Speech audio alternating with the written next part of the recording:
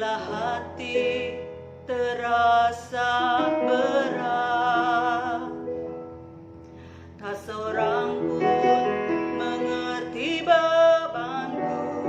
Ku tanya Yesus, apa yang harus ku buat? Dia berfirman, mari datanglah. Dia selalu pedulikan aku. Ku datang Yesus, Dia pikul segala bebanku.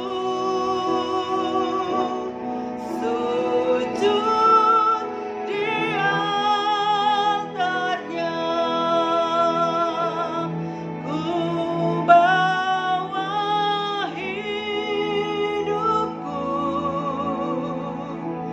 Ku terima anugerahnya, Dia ampuniku dan bebaskanku. Dia ubah hidupku, baharui hatiku. Sesuatu terjadi saat datang di altarnya.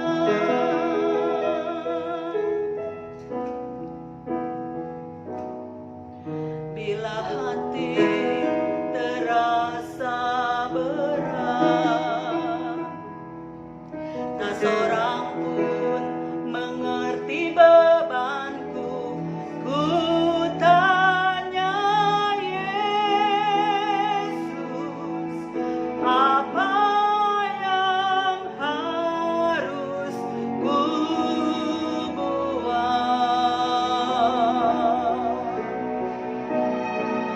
Dia berfirman, mari datanglah. Dia selalu pedulikan aku. Ku datang Yesus, Dia pikul segala bebanku. Sujud di altarnya, ku bawa hidupku. Ku terima anugerahnya, Dia ampuniku dan bebaskanku. Dia ubah hidupku, baharui hatiku. Sesuatu terjadi saat datang di altarnya.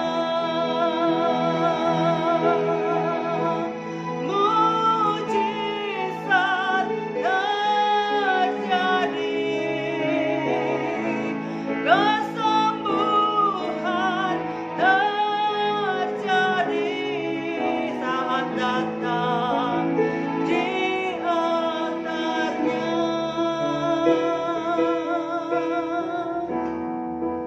Terima kasih Tuhan, firman Tuhan yang memberikan kekuatan bagi kami hari ini. Berfirmanlah Engkau ya Tuhan Yesus. Hanya di dalam nama Tuhan Yesus kami mengucap syukur. Haleluya. Amin. Shalom Bapak Ibu, Saudara yang dikasihi Tuhan. Kembali bersama dengan saya pada hari ini, Selasa, tanggal 9 April 2024. Saya mau ajak kita akan bersama-sama merenungkan firman Tuhan dengan tema pada hari ini ialah menghadapi penderitaan dengan berpegang pada kebenaran. Saya akan bacakan satu ayat yang diambil dari 2 Timotius 3 ayat yang ke-14. Demikian firman Tuhan, tetapi hendaklah engkau tetap berpegang pada kebenaran yang telah engkau terima dan engkau yakini, dengan selalu berpegang mengingat orang yang telah mengajarkannya kepadamu. Nah saudara, perenungan kita pada hari ini yang tadi kita baca dalam 2 Timotius 3 tadi, Rasul Paulus memberikan nasihat kepada anak didiknya yaitu Timotius untuk tetap berpegang pada kebenaran yang telah ia pelajari dari Paulus, yaitu kebenaran yang sejati yang dari Tuhan Yesus. Bahkan Paulus memerintahkan agar Timotius tetap memelihara pendidikan-pendidikan yang baik, secara khusus mengenai hal-hal yang telah ia pelajari dari firman Tuhan. Dalam bacaan kita hari ini, Rasul Paulus menegaskan bahwa tidak cukup hanya mempelajari apa yang baik, tetapi harus belajar terus-menerus serta bertekun di dalamnya sampai pada akhirnya. Timotius yang adalah anak murid dari Rasul Paulus, yang telah meneladani kehidupan Paulus dan telah mengikuti perjalanan misi Paulus, dapat saudara baca dalam ayat yang ke-10, diketahui bahwa jika kita semakin lama mengikuti ajaran-ajaran Kristus dan rasul-rasulnya, maka kita akan semakin erat memegang seluruh ajaran-ajarannya. Demikian yang dikerjakan oleh Timotius yang saat itu menghadapi berbagai penderitaan dalam pelayanannya. Bukan saja karena menginjil, tetapi juga karena penerimaan umat Allah pada dirinya karena dia masih muda. Pelajaran apa saja yang telah diterima Timotius dari Rasul Paulus agar dia terus berpegang pada kebenaran Kristus yang sejati? Maka yang pertama, Rasul Paulus memberitakan seluruh kebenaran dan maksud Tuhan kepada semua pendengar tanpa ada yang ditahannya. Dapat saudara baca di dalam Kisah Para Rasul 20 ayat yang ke-27. Yang kedua, Rasul Paulus hidup sesuai dengan ajarannya dan tidak bertentangan dengan kebenaran firman Tuhan. Integritas itulah yang diajarkan kepada Timotius untuk dikerjakan dalam hidup dan dalam pelayanannya. Yang ketiga, Rasul Paulus menuntun Timotius untuk melakukan perkara-perkara besar dalam hidupnya dengan tujuan memberitakan kebenaran Injil Yesus Kristus dimanapun Timotius diutus. Yang berikutnya adalah yang keempat, Rasul Paulus meneladani Timotius dengan imannya. Penderitaan dapat diatasi dengan bukti iman kepada Kristus, ketulusan dalam melayaninya, kesetiaannya dalam mengikuti Kristus, sabar terhadap jemaat-jemaat yang dilayani, serta dengan tekun memberitakan firman Tuhan.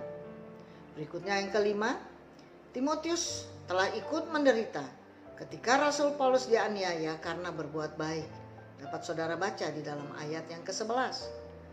Aniaya yang dialami Paulus di Antiokhia, di Ikonium, dan di Listra demi nama Yesus Kristus telah dialami Timotius sebagai penderitaan juga. Paulus menjelaskan kepada Timotius agar tidak takut terhadap kesulitan karena nama Yesus. Berikutnya yang keenam, Timotius menyadari betapa besar pemeliharaan Tuhan terhadap Paulus. Setiap penderitaan dan penganiayaan yang dialami Paulus diterimanya sebagai tujuan Allah untuk mencapai misi dunia. Rasul Paulus mengajarkan kepada Timotius bahwa untuk hidup beribadah kepada Tuhan Yesus Kristus, seseorang akan mengalami aniaya. Dapat saudara baca dalam ayat 12. Memang tidak semua umat Allah akan mengalami hal-hal yang sama, namun mereka harus siap menghadapi kemungkinan yang akan terjadi, yaitu penderitaan dan aniaya demi nama Kristus. Hidup Rasul Paulus patut diteladani, seperti juga yang dilakukan Timotius saat itu. Apa yang patut dicontoh yaitu pertama, pengajarannya. Kedua, cara hidupnya. Ketiga, penganiayaan dan penderitaannya yang selaras dengan pengajarannya. Hidup Paulus adalah hidup yang sangat berguna bagi Injil Kristus, namun kehidupannya juga syarat dengan penderitaan-penderitaan. Ia menderita di hampir semua tempat di mana ia melayani. Tetapi Paulus sangat percaya akan penyertaan Tuhan Yesus yang tidak pernah meninggalkannya. Inilah yang dikatakan kepada Timotius untuk tetap percaya, tetap tekun, dan kokoh dalam melayani Injil kebenaran Kristus. Nah, refleksi kita pada hari ini, saudara. Rasul-rasul dan semua pelayan misi di zaman itu mengalami aniaya dan penderitaan yang cukup berat. Namun mereka tetap berpegang pada kebenaran Injil Kristus yang memberikan kekuatan kepada mereka yang melayani untuk tetap berjalan dan berpegang teguh pada firman Tuhan. Zaman sekarang banyak pengikut Kristus yang mengalami penderitaan tetapi menjadi menjauh dari Tuhan. Berpeganglah pada kebenaran firman Tuhan yang sejati, yang akan memberikan kekuatan atas setiap pergumulan hidup. Demikian perenungan kita pada hari ini, saudara. Mari kita berdoa.